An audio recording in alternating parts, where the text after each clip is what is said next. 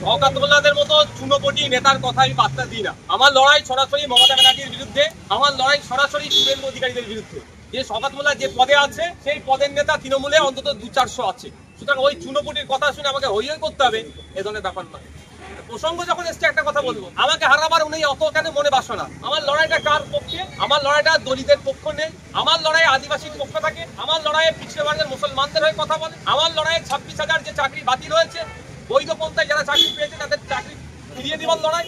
আমার লড়াইটা হচ্ছে অভয়ার বিচার পাওয়ার লড়াই, আমার লড়াইটা হচ্ছে পরিযায়ী শ্রমিকদের সাথে থাকা লড়াই। আমাকে হারানোর জন্য এত উঠে পড়ে লেগেছে কেন? একবারের জন্য শুভেন্দু অধিকারী নাম নিচ্ছে না কেন? যে শুভেন্দু অধিকারী রাত দিন হিন্দু মুসলমানের মধ্যে বিভেদ তৈরি হয়ে যাবে এ কথা বলে বেড়াচ্ছে, তাকে হারাবার চিন্তা ভাবনা নিচ্ছে না কেন বা বলছে না কেন?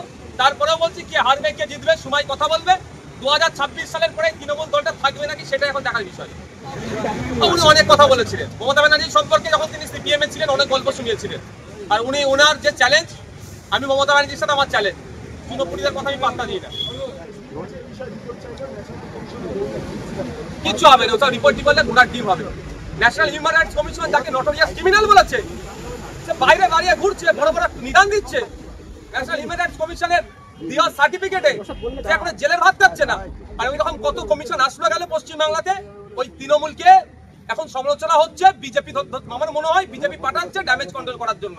আমরা ভাববো কিছু একটা হবে, রিপোর্ট চাইবে ঘোড়ার ডিম হবে। আমি অন ক্যামেরা বলছি এই রিপোর্ট নিয়েও অনুব্রত মণ্ডলের একটা প্রশ্ন মিলাতে পারবে না।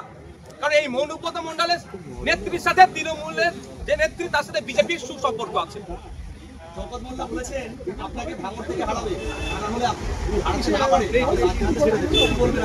2026 সালের পরে এমনি রাজনীতিও থাকবে না, এমনি তো রাজনীতি থাকতে হবে, পেঁয়াজ ভাত খেতে হবে। দেখুন না